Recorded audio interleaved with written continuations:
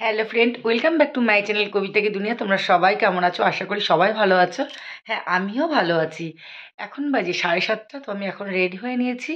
তো ওই ঘরে তোমাদের প্রীতম ভাই রেডি হচ্ছে, এদিকে তোমাদের কাকু তালা ঠালা দিচ্ছে। এখনও তোমাদের কাকু রেডি হয়নি। তো কেন এই সন্ধ্যে 7:30টার সময় রেডি হয়ে নিয়েছি, কী কারণে আর কোথায় যাচ্ছি সেটা দেখতে গেলে কিন্তু পুরো ভিডিওটা স্কিপ না করে দেখতে থাকো। চলো।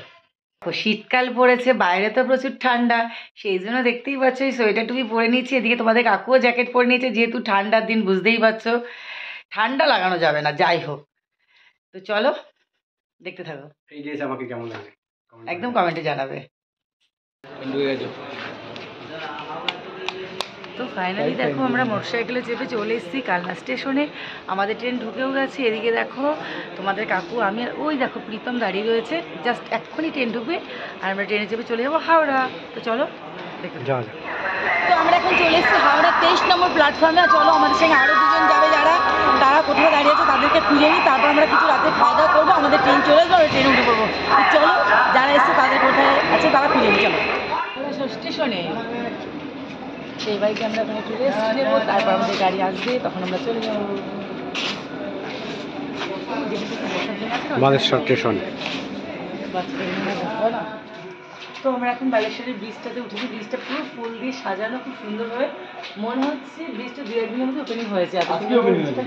আজকেই হয়েছে। হ্যাঁ, তাই মনে হচ্ছে। দেখো পুরো ব্রিজটি ফুল দিয়ে সাজানো, কি সুন্দর লাগছে। এত গাঁদা ফুল, দেখো কত ফুল, কি সুন্দর লাগছে। দারুণ দারুণ দারুণ। ফাইনালি আমরা চলে এসেছি আমাদের হোমস্টেতে। তো এবার এখন যাবো। এটা তো জাস্ট আমরা এখন গাড়ি থেকে নামলাম। তুমি তো চলো কী করবো সব থেকে তোমার সাথে। তো ফাইনালি একটা মনের মতন প্রাকৃতিক সৌন্দর্য তোমাদের এবার আমি দেখাবো। চলো, এত সুন্দর জায়গাটা, তারপরে তোমার সাইডটা পুরো দেখতেই পাচ্ছ। এখানে রয়েছে সুন্দর ঝাউবন, তার সাথে রয়েছে নির্জন সমুদ্র। চলো তোমাদেরকে শেয়ার করি।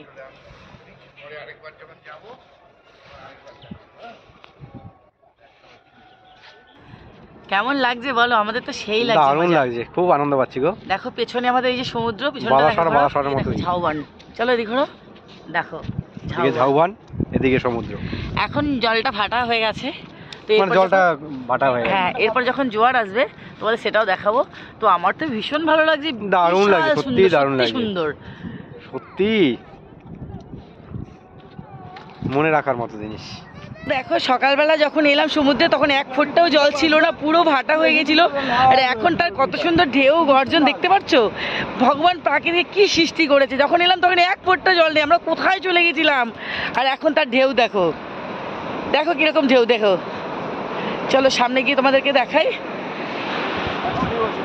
এখন কিরকম ঢেউ দেখো। আর তখন 1 ফোঁটাও জল ছিল না। তোমাদের সামনে থেকে দেখাচ্ছি এখন ঢেউগুলো, দেখো কেমন ঢেউ, দেখো। দেখো তোমাদের কাকু, এদিকে প্রীতম, এদিকে রেশমির বর, 3 জন ওরা জলের মধ্যে নেমে পড়েছে। আমার তো ভীষণ ঠান্ডা লাগছে, আমি পা ভিজে দাঁড়িয়ে আছি। দেখো দেখো ওরে ঢেউ, দেখো কি করছে, কেমন মজা পাচ্ছ?